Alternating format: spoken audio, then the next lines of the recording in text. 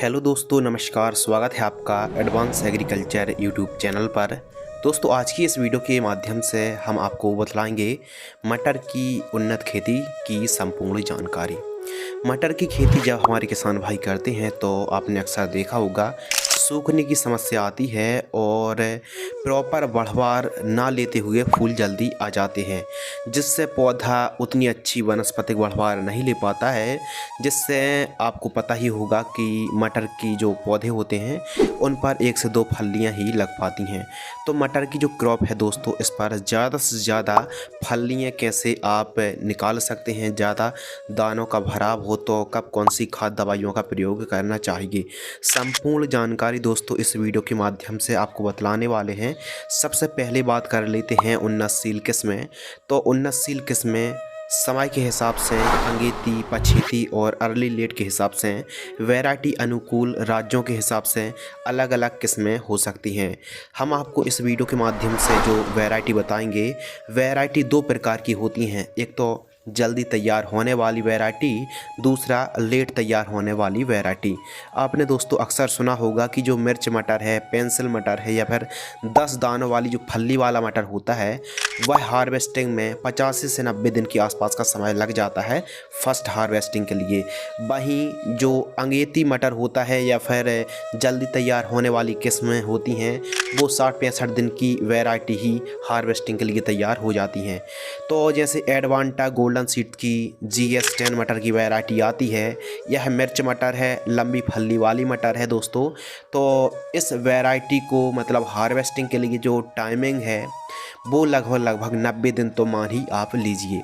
इसके अलावा AP3 variety है और PSM3 जो वैरायटी है, यह 60-65 दिन में हार्वेस्टिंग के लिए तैयार हो जाती है। वहीं इंडो अमेरिकन की हाइब्रिड सीड्स की बात करें तो जो इंडो अमेरिकन की इंडम ग्रीन बुट के नाम से आती है, यह भी मिर्च मटर है जो कि 90 दिन के आसपास का समय लग जाता है। और नामधारी सीड्स की NS1100 के नाम से दोस्तों जो वैरायटी आती है, यह भी लगभग 90 से 95 दिन के आसपास का समय लग जाता है। कहने का ये मतलब है कि यदि आप सोच रहे हैं कि हम मटर की खेती करें और जल्दी हार्वेस्टिंग के लिए वैरायटी आ जाएं, तो AP3 और PSM3 वैरायटी को आप लगा सकते हैं। लेकिन दोस्तों थोड़ा सा जो लंबा समय लेती हैं, यदि जो मिर्च मटर होता है वह समय ज़्यादा ले रहा है तो हार्वेस्टिंग थोड़ा सा लेट होगी और प्रॉपर आपको एक फली पर 8 से 10 दाने की संख्या देखने के लिए मिलेगी। पैदावार भी मतलब बढ़ने वाली है। तो इस प्रकार आपको उन्नतशील किस्मों का चुनाव करना चाहिए। यदि आप थोड़ा सा अच्छी पैदावार लेना चाहते हैं, अच्छी वैरायटी मिर्च मटर को लगाना चाहते हैं, तो एडवांटा गोल्डन सीड्स की GS10 मटर को लगा सकते हैं। और यदि आप शॉर्ट टाइमिंग वाली जो वैरायटी होती है AP3 और PSM3 वैरायटी को दोस्तों आप लगा सकते हैं। अगले और महत्वपूर्ण विषय के ऊपर दोस्तों वार्तालाप करते हैं स्प्रे शेड्यूल। मटर की फसल पर बहुत ज़्यादा स्प्रे करने की आवश्यकता तो नहीं होती है, लेकिन कुछ ऐसी समस्या आती हैं जैसे फली छेदक है, एफिड जैसिड है, कुछ तंबाकू इल्ली होती है, चने को खाने वाली इल्ली, चने की इल्ली का भी प्रकोप देखने के लिए मिलता है। पाउडरी मिल्ड्यूड होता है, विलाइट होता है और पॉड विलाइट के साथ साथ अक्सर एक बीमारी जो आती है कि फलता फूलता पौधा सूख जाता है दोस्तों। तो इसके लिए आपको कौन से कार्य करने चाहिए, कब कौन सी दवाओं का स्प्रे करना चाहिए, इस वीडियो के माध्यम से आपको बतलाने वाले हैं। तो देखिए, यदि रस चूसक कीटों का प्रकोप देखने के लिए मिलता है तो इसके लिए पीला और नीला ट्रैप आपको ज़रूर लगाना चाहिए। इससे सफ़ेद मक्खी और रस चूसक कीटों पर काफ़ी अच्छा कंट्रोल मिलता है। तो दोस्तों हम आपको स्प्रे शेड्यूल जो बतला रहे हैं, बीमारी के हिसाब से आपको बतला रहे हैं। यदि इनमें से कोई भी इल्ली का प्रकोप है तो इन दवाइयों के नाम जो आपको हम बतला रहे हैं, इनमें से कोई एक इंसेक्टिसाइड का आप स्प्रे कर सकते हैं। वायर की सोलेमन 12 ml, सिजेंटा की प्रोक्लेम 8 ग्राम, वायर कंपनी की मोमेंटो एनर्जी 30 ml, UPL की एटाब्रोन 40 ml या फिर घरडा कंपनी की किंग डोक्सा 25 ml। इनमें से किसी एक इंसेक्टिसाइड का दोस्तों आप स्प्रे कर सकते हैं। इल्ली का प्रकोप है 15 लीटर पानी के हिसाब से हम आपको डोज बता रहे हैं। लेकिन हैवी इल्लियों का प्रकोप है तो फिर इन कीटनाशक स्प्रे करने की बजाय सिजेंटा की एम्पलीगो 10 ml, आदामा की 12 40 ml, आदामा की फ्लेथोरा 30 ml या फिर वायर कंपनी की फैम 6 ml, एफएमसी की कोराजन 6 ml किसी एक को 15 लीटर पानी घोल करके स्प्रे कर सकते हैं।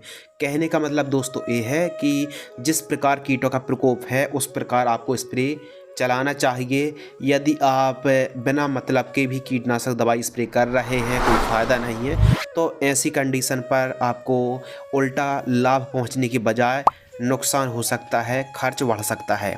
अब अगली बीमारी के ऊपर बात करते हैं, पाउडरी मिल्ड्यूड, लीफ स्पॉट और ब्लाइट के साथ साथ रस्ट।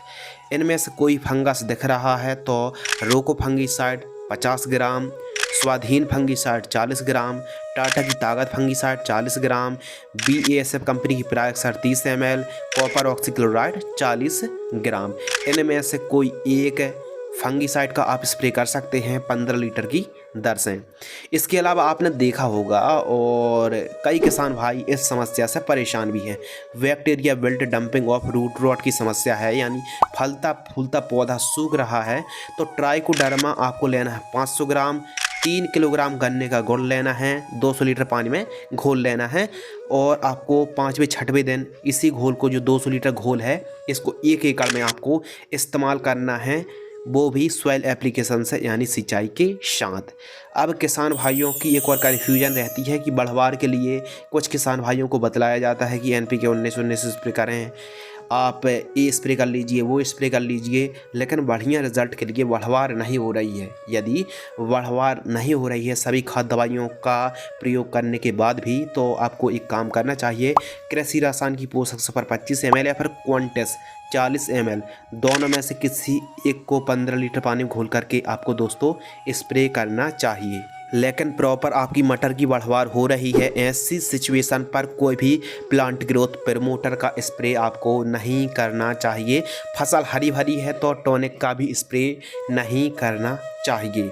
यदि बुआई के समय फर्टिगेशन की ऊपर बात करें कि बुआई के समय कौन कौन सी खाद देनी चाहिए, तो यदि कम उपजाऊ भूमि है ऐसी सिचुएशन पर DAP 50 kilogram, MOP muriate of potash 20 kilogram, दानेदार कीटनाशक फिप्रोनिल रीजेंट GR 5 किलोग्राम, तीनों को मिक्स करके बुआई के समय आपको प्रयोग करना चाहिए। टाइमिंग के ऊपर बात कर लें तो मटर की खेती वैसे तो सितंबर से लेकर लगभग अक्टूबर नवंबर तक बुआई की जाती है दोस्तों, और वहीं अगेती बुआई के लिए आप 15 सितंबर बढ़िया टाइम माना जाता है समय से बुआई करने के लिए, मध्य अक्टूबर, और लेट सोइंग करने के लिए या फिर दोबारा मटर आप बोने के लिए नवंबर अंत से लेकर दिसंबर माह पर आप बुआई कर सकते हैं।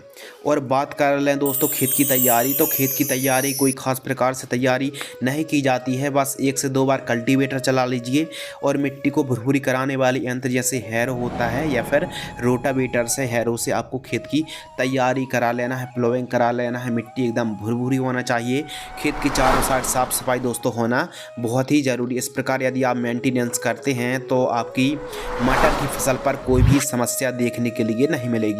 यदि प्रति एकड़ सीड्स के ऊपर बात कर लें, यदि आप मिर्च मटर या फिर पेंसिल मटर को लगा रहे हैं, जैसे एडवांटा गोल्डन सीड्स की GS10 मटर को लगा रहे हैं, तो 1 एकड़ में 40 किलोग्राम सीड्स की आवश्यकता पड़ेगी। लेकिन आप वहीं AP3 PSM3 वैरायटी को लगा रहे हैं तो 60 किलोग्राम तक सीड्स की आवश्यकता पड़ सकती है। बीज उपचार भी करना बहुत ज़्यादा ज़रूरी होता है, इससे जड़ में जो लगने वाले फंगस होते हैं उनसे काफ़ी अच्छा प्रोटेक्शन मिलता है।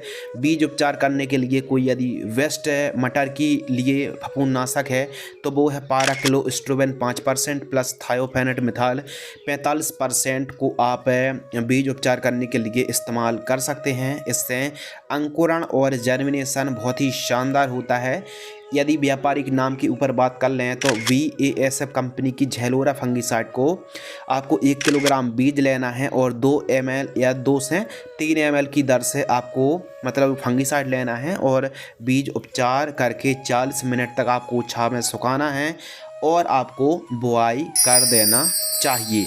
अब कितनी दूरी पर हमको मटर की बुआई करनी चाहिए, तो पौधे से पौधे की दूरी 4 से 5 सेंटीमीटर, कतार से कतार की दूरी 20 से 25 सेंटीमीटर और डेप्थ गहराई के बारे में बात करें तो 3 से 4 सेंटीमीटर गहराई पर हमारे किसान भाइयों को मतलब स्विंग करनी चाहिए। बुआई की भी अलग अलग विधियां हैं, जैसे छिटका ब्रॉडकास्ट विधि भी अपनाई जाती है, लेकिन ज़्यादातर सीडल मेथड को ही अपनाना चाहिए।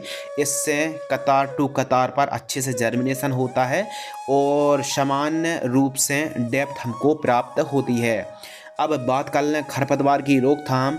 यदि आप बोनी कर रहे हैं, स्विंग करते समय आप चाह रहे हैं खरपतवार ही ना उगे, तो इसके लिए VASF कंपनी की वेलर 32 खरपतवार नाशक को 1 लीटर 200 लीटर पानी में घोल करके आपको बुआई के तुरंत बाद स्प्रे कर देना चाहिए।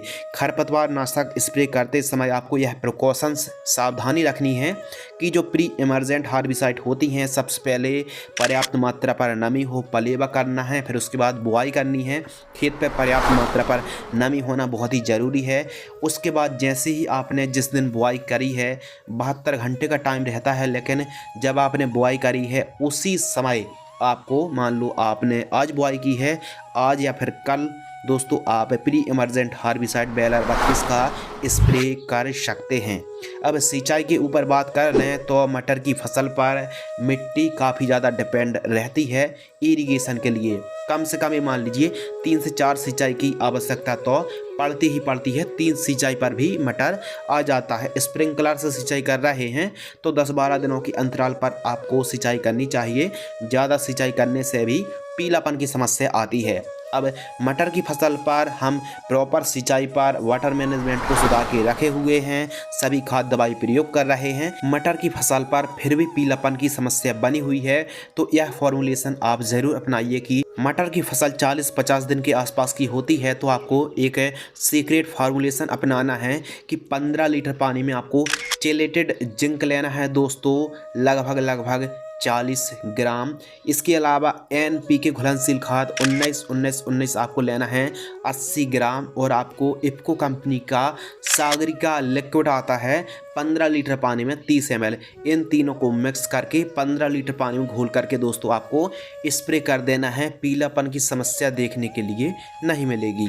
अब दोस्तों कुछ बात कर लेते हैं खाद के शेड्यूल के ऊपर, क्योंकि बुआई के समय तो हमको बेसल डोज के रूप में गोबर की खाद है, DAP है, SSP है, MOP का प्रयोग तो करना ही करना चाहिए, लेकिन थोड़ा सा फसल जब मान लीजिए 20-25 दिन के आसपास की होती है तो हमको एक अच्छी खाद देनी पड़ती है जिससे पैदावार में वृद्धि हो सके। तो दोस्तों खाद के शेड्यूल पर फर्स्ट जो खाद है 20 से 25 दिन के आसपास की फसल होती है तो सागरिका दानेदार। अब सागरिका दानेदार कोई केमिकली खाद नहीं है, यह एक सीवीड एक्सट्रैक्ट है। लगभग समुद्र पर ये मान लीजिए कि गहराई में उगने वाला जो घास होता है दोस्तों, वहाँ तक प्रकाश नहीं जा पाती है, फिर भी समुद्र में उगने वाले जो सीवीड होते हैं वह अपने आप को जिंदा रख पाते हैं और प्रॉपर क्लोरोफिल प्रॉपर हरे भरे रह पाते हैं।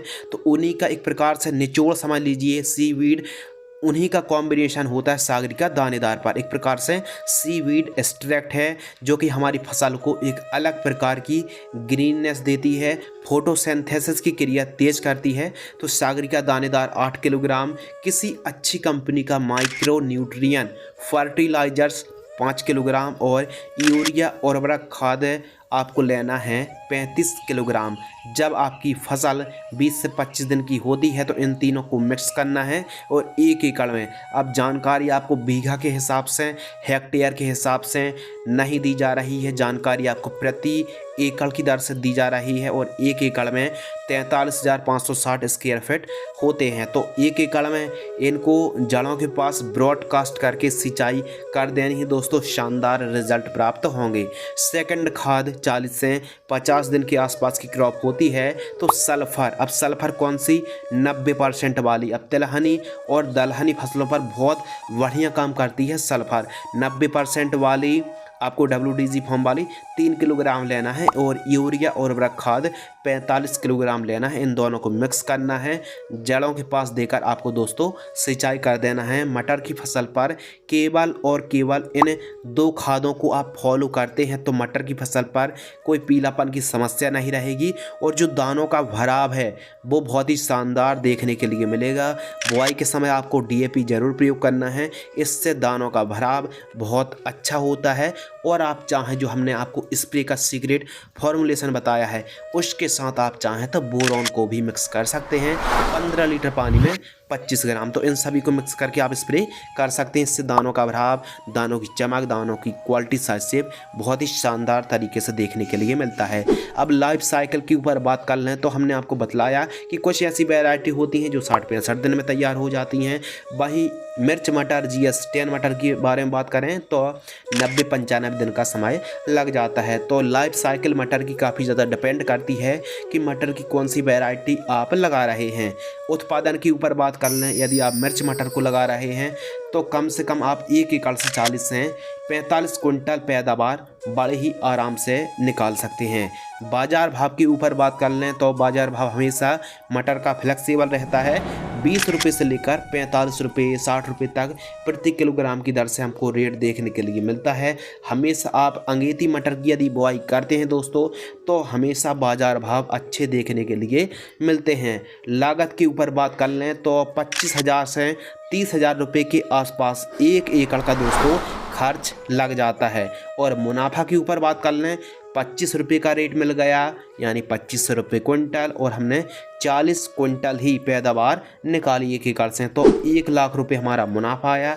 मुनाफा में से लागत को घटा देंगे, 1 लाख में से 30,000 रुपये हम घटा देंगे, मतलब 1 लाख मुनाफा, 30,000 रुपये हमारी लागत लगी तो 70,000 रुपये हमारा नेट प्रॉफिट दोस्तों आ गया। तो इस प्रकार यदि आप 2-4 एकड़ पर मटर की खेती करते हैं दोस्तों तो बहुत ही अच्छे से आप प्रॉफिट मटर की क्रॉप से कमाई कर सकते हैं। इस वीडियो के माध्यम से दोस्तों हमने आपको संपूर्ण जानकारी शेयर की। यदि आपको यह वीडियो पसंद आती है तो वीडियो को लाइक करें। अब तो आप हमें इंस्टाग्राम पर भी फॉलो कर सकते हैं शिवकुमार 095। तो मिलते हैं इसी प्रकार की कुछ नई इन्फॉर्मेटिव नॉलेजेबल ज्ञानवर्धक जानकारी के साथ। तब तक के लिए धन्यवाद, नमस्कार, जय हिंद, वंदे मातरम।